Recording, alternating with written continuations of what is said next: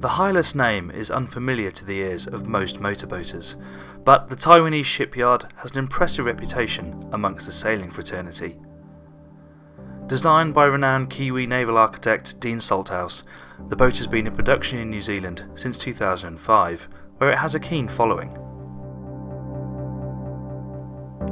Construction shifted to the Hylas facility in Taiwan in 2015, but the question is, with the starting price of £650,000, is the M44 good enough to persuade people away from more mainstream opposition?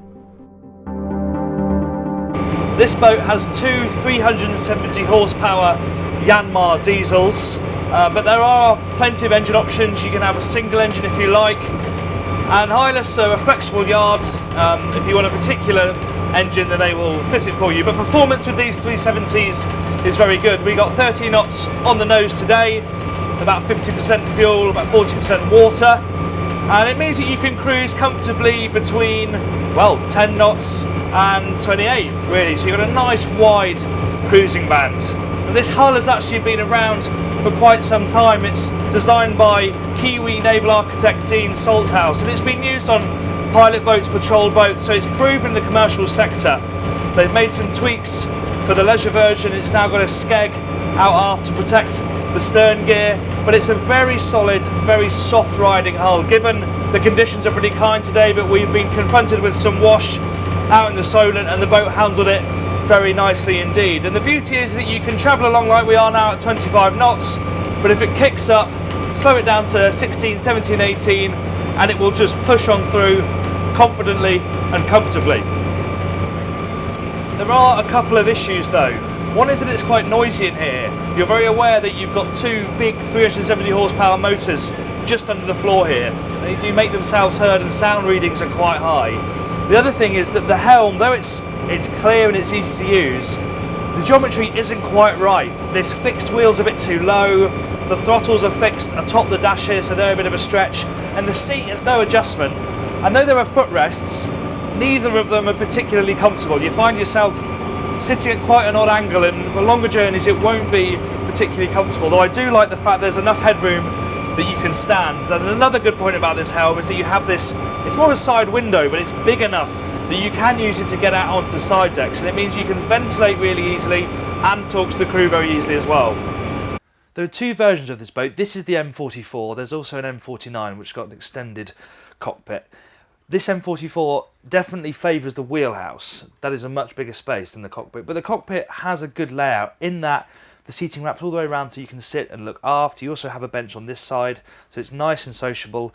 Decent sized table. That wooden one isn't standard, but it really lifts the cockpit because there's quite a lot of white, especially with this upholstery in here. Then you move forward into the saloon, up a step, and you have a manual hinged window here, which clips in up here, which does really help to open up this area back to the cockpit. The Hylas are known for building yachts, and that is evident all over the place. Things like this pantry storage here, really, really useful bit of storage.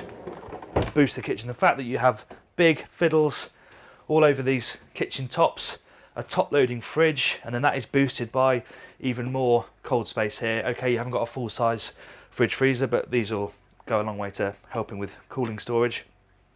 And then you have your main seating area, and what you notice is quite how vast the glass area is on this boat. The windows go back a long way, pretty much unbroken apart from where they open, and even they have very thin uprights, so the view is really good from the helm and from the seating here.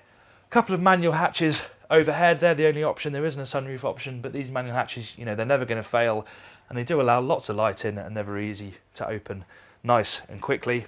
And below decks we can go and take a look at the accommodation. The boat isn't overly beamy, that's part of the reason why the ride is so good, but it does mean that accommodation feels a little bit tighter than rivals. It means that you have a guest cabin amidships here. It's a double berth, little bit restricted headroom when you're in over the berths. This one has got a sort of half berth raised above the other two berths, but you could change that for storage if you want. But there isn't a huge amount of play with what you could physically do down here given the space. But the master cabin is very good. Headroom is good. It's nice and bright. It's got a big hatch overhead. 4 portholes in here, and it's nice and warm feeling as well. Teak runs all the way up the sides, hanging lockers either side as well, and a big comfortable bed that's nice and easy to get into. In general, this is a boat that feels really high quality. However, there are some little things like these door handles. I understand why they've used them, because they don't want door handles sticking out into the hallway, but they just feel a bit cheap and nasty. And this door, as it happens, leads through to the only bathroom that's on board. It's a good size. It is shared between both cabins, but you've got a separate shower cubicle. It's nice and bright, and storage is good as well. Something that is worth looking at is this void under the stairs, which grants access to this huge dry storage void. You have some of the electronic componentry in here as well, but also you can put some crates in there, and it's great for long-term storage. And there's another little door in there that leads through to the engine room. So as well as the little door inside that dry storage area, you also have this huge hatch here in the saloon, which is really easy access down between the engines.